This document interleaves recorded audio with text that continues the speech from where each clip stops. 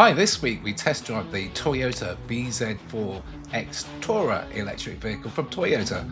My Tesla breaks down and goes off on a low loader, and a pretty girl gets it fixed for me, so I'm back on the road.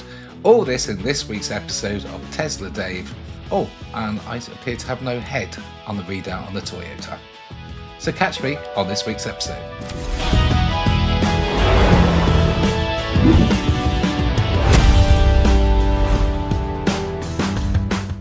Hi, welcome to Tesla Dave, and today I'm driving something a little bit different. I'm not in my Model Y, but I'm in that, a BYZX Touring. A BZ4X Touring. And this particular car is the top of the range XL edition, all-wheel drive. It costs just over £51,000, which puts it firmly in Tesla Model Y territory. It has 375 horsepower, 0 to 62 in 5 seconds, and it's Toyota's latest attempt to take on, well, you know, the Tesla Model Y. And having driven it for a while, I've come to sort of a crazy sort of decision that it looks like an ugly child with big ears. To find out why, carry on watching. So, let's start with the money. The cheapest variant of this vehicle is £45,995, although at the time of filming, Toyota is offering a electric saving, which brings it down to a whopping £44,495, which saves you a whole nearly 1,500 quid. And because it's like your child with big ears, namely, it's the arches there. They kind of don't look right. It feels like they should be painted in or something. But like a child with big ears, you love it anyway because it's your child, it's dependable, you know it's going to look after you in return, and you'll defend it when anyone else criticises it. But deep down, you know it's not the best looking child, or in this case car, at the school gates. But I think that's the only problem, because ignore its looks, it's actually not a bad EV. So let's take a look round at the design and see what you think about the Toyota BZ4X. Why can't they name cars properly? BZ4X. It doesn't exactly roll off the tongue, does it? A bit like, reminds me of ZX81, for those old enough to remember what that was. So let's address the elephant in the room then. Those enormous wheel arches. What were they thinking? I mean, just look at them. It's as if though somebody designed a perfectly reasonable family SUV, and then 5 minutes before the design meeting finished, somebody shouted, "Wait, we have not used enough plastic. Let's stick some more on. Seriously, colour code these wheels arches." And I think it would transform the appearance of the car, because underneath all that black plastic, there's actually quite a nice looking vehicle. I like the front, for example. I like the lights. I like the shape at certain angles. My Tesla Model Y certainly is not the most beautiful car on the road. Nobody's going to put a Model Y in an art gallery next to a Ferrari 250 GTO. But I personally think the Tesla is cleaner and more modern looking. The Toyota looks a bit more rugged, more traditional, more SUV-like.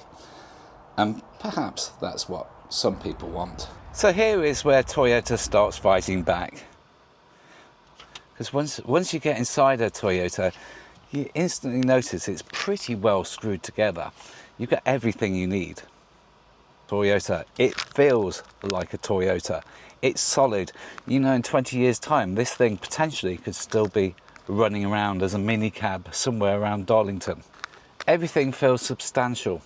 It feels well screwed together, and it's got tangible controls, air conditioning, vents. You don't have to do that on the screen.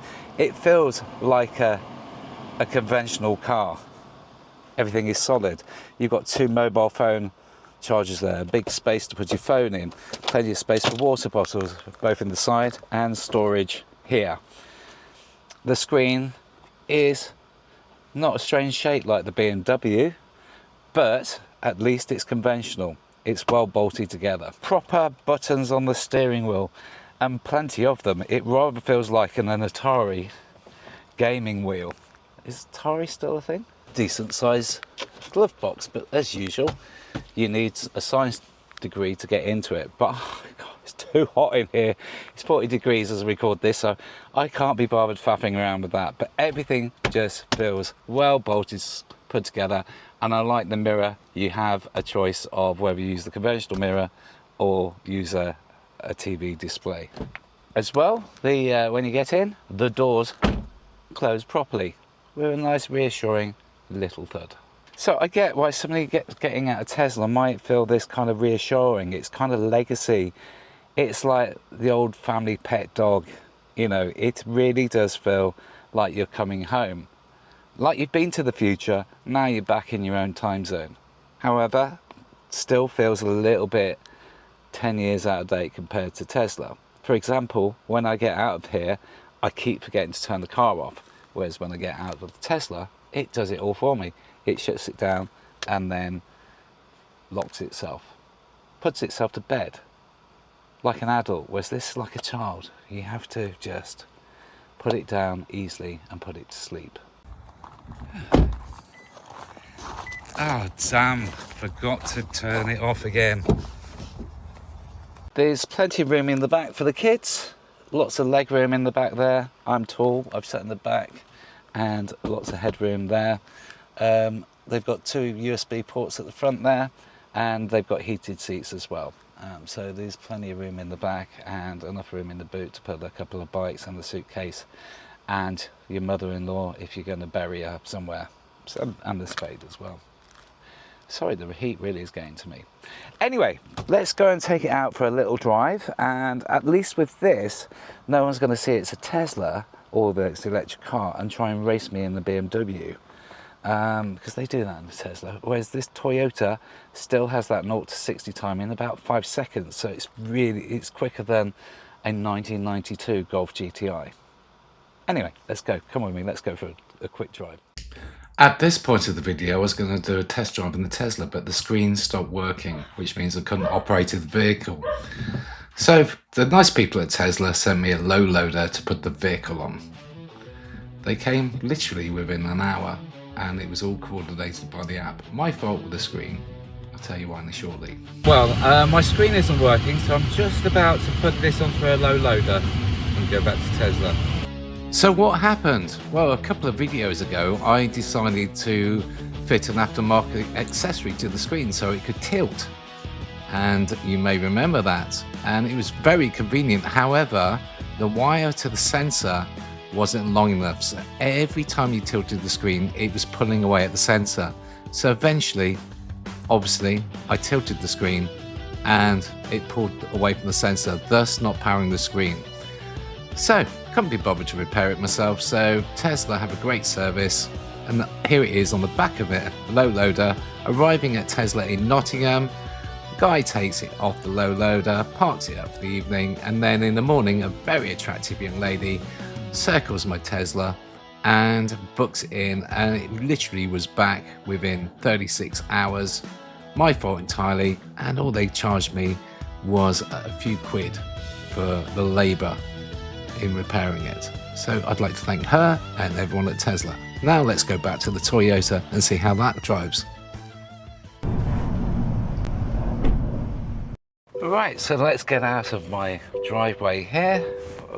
Checks around, lots of binging and bonging. Haven't quite worked out how to turn that off yet. But as soon as you're in a Toyota, it just feels solid. Just does everything very well. It doesn't go to extremes. It's not an extremist car, but everything it does is reliable and dependable. So we just have to accept the privacy notice there. So those boys in Japan can take all my data and see how I'm driving.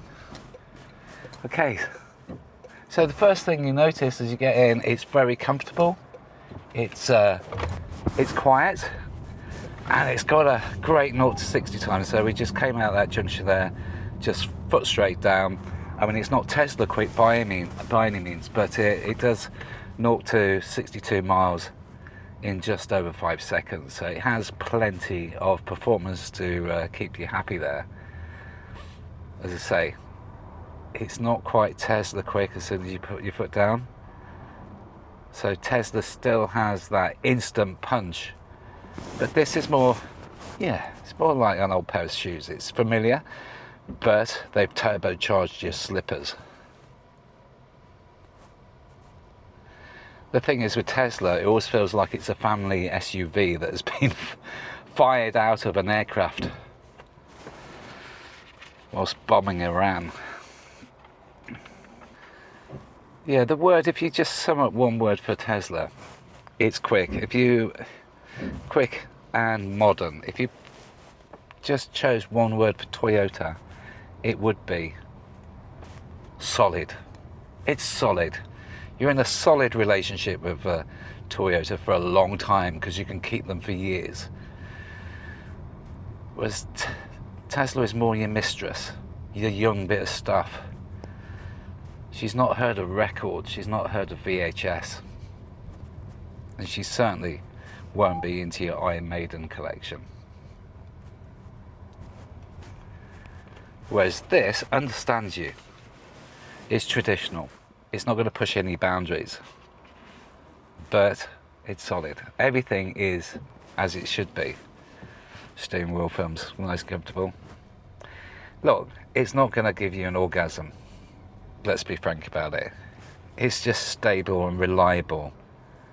You know where you are. It's not going to get you into debt. It's not going to be gambling on a Saturday night at the casino. And it's certainly not going to be sniffing anything up its nose. But that's why we love it. It's like the family Labrador, isn't it? Your electrified family Labrador. Now, it may look like a hearse in this current guide, but at the moment it's kind of unique. This model was only released in June last month. We record this in July. So it's getting plenty of looks. What is it? Is it a RAV4 that has been blown up? Like you blow up a glass? Hi and welcome to Taxi Talk. Now, did you know we have a website? Yeah, we do. And that website is here. You can see all the latest episodes on there. You can see some of the car reviews we've done. You can even get in touch with us if you'd like to appear on the next season. So for all the latest news from Taxi Talk, don't forget to go to www.taxi-talk.co.uk.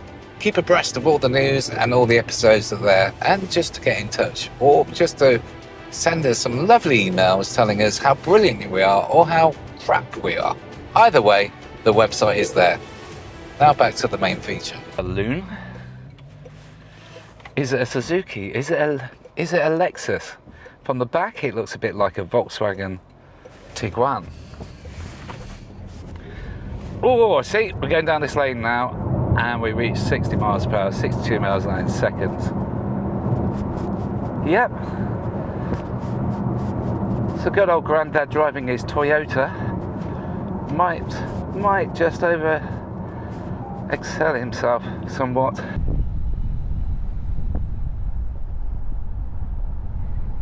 You know, I kind of like it. It's a bit like a Marks and Spencer's pair of underpants. Yeah, it's comfortable. Not particularly exciting, but it's comfortable. Yeah, and you're not going to put skid marks on them. That was a really bad analogy, wasn't it? I hope the editor cuts that out. Yeah, they're not going to let you down, and they're going to be comfortable when somebody tries to Melvin you. Does anyone know what that means, anyone? It's the thing we used to do to ourselves as kids. Anyway, I digress, it's the heat. I've not worked out the aircon now, so let's put that on. So the good thing about this Toyota is it goes around turning circles very well. It's reliable, it's dependable. It's got cruise control and lane control. It's got all the toys, heated seats, great aircon. It's a safe pair of hands. It really is. I mean, to be honest, I can't fault it. It's just not got that Tesla X factor, and certainly doesn't have the use of the charging points, which would save you money, because BP Pulse is about twice as dear as Tesla. You can't always guarantee they're open. And of course, Tesla navigates you to the charger, so you don't get that range thing. It kind of forces you in there and only just puts enough in there to get you to the journey, or whatever percentage you set at. But then there's Toyota's reliability and dependability, and things ending in ability, for example. But then again, with an electric car, there's very few parts and things to go wrong. So really, it's all these switches. Maybe that's why Tesla's done away with switches, because there's lots of switches here that could go wrong. Whereas Tesla have just one screen. And what possibly could go wrong with that?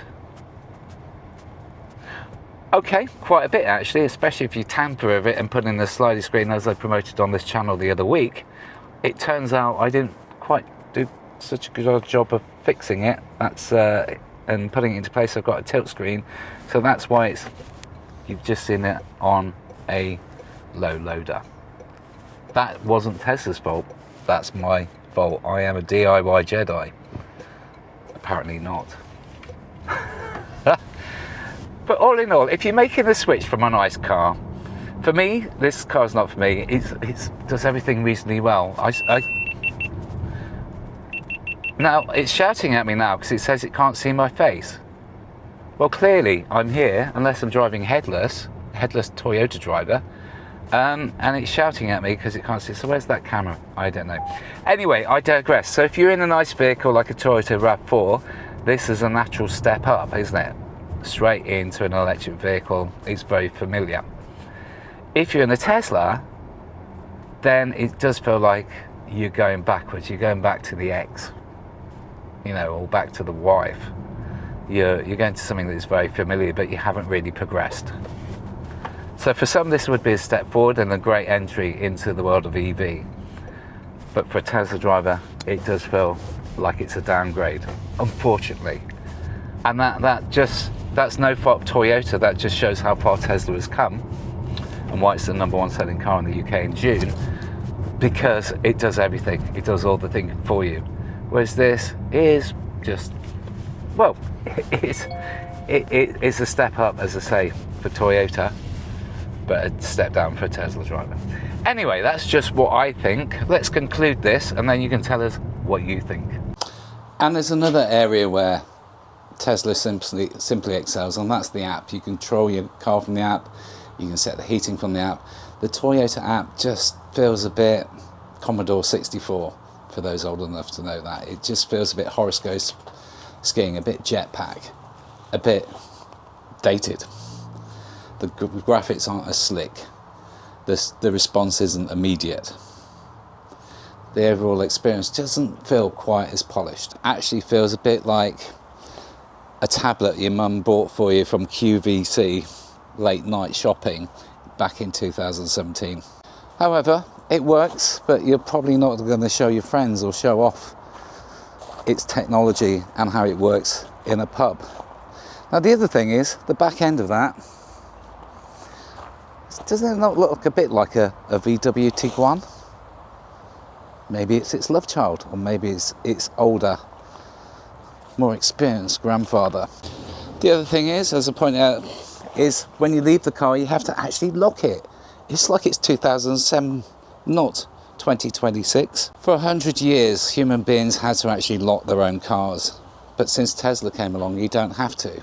So why should I? And why is Toyota still 100 years behind? It's like everything, you know, before Deliveroo, we got our own food. Before Uber Eats, we got our own food. Now we just click a button, it delivers. Once you have the features, then you really find it hard to take a backward step. So unfortunately, Toyota, you know, you're from Japan. You brought us Seiko, you brought us Sony, you brought us Panasonic. Surely you can be up in your game on your car electrics and technology. So space in the back, it's very practical. The BZ4X, bracket ZX81, so I love doing that. And the good news, it does deliver. There's plenty of room in the back, has good legroom, good headroom. Adults can generally sit comfortably in the rear seats. If you've got children, teenagers, or regular carrying passengers, such as if you're using it as a taxi, this is a proper family car. And because it has that more traditional SUV shape, it feels spacious. The Model Y, of course, is extremely good in that department as well. There's loads of passenger space, and the flat floor helps. And personally, I think Tesla makes slightly better use of the available interior space, but there's absolutely nothing wrong with the Toyota. Four adults can travel distance and long distance very comfortably. And 5, well, depends on how much the 3 people in the back like each other. Over at the front, well, the front's just an engine. Well, it's not an engine, it's the bits they need to do the electrics with. So I've no idea why they've stubbed all the gubbins in there when they could have a lovely front. Okay, so now the boring bit. Let's talk about efficiency. So the Toyota uses a 7.47 kilowatt battery. The front-wheel drive version offers the best range, and the all-wheel drive, which you see behind me, only offers 298 miles. Obviously in the real world, that's probably more like 240, isn't it, in the winter. Now obviously Toyota were the first in the market with hybrids back in the day with the original Prius, the taxi cab, minicab driver's favourite. So is Toyota more efficient than the Tesla? Well, not quite, but it's getting there. It's managing 3.1 compared to Tesla, which can get up to 4 kilowatts per hour. But it's certainly better than some of its rivals from Volvo, BMW. So all in all back, and of course Toyota may be the first to market in a few years' time with the solid state battery. So Toyota is one to watch in the field of EVs. He's watering the garden. There he is.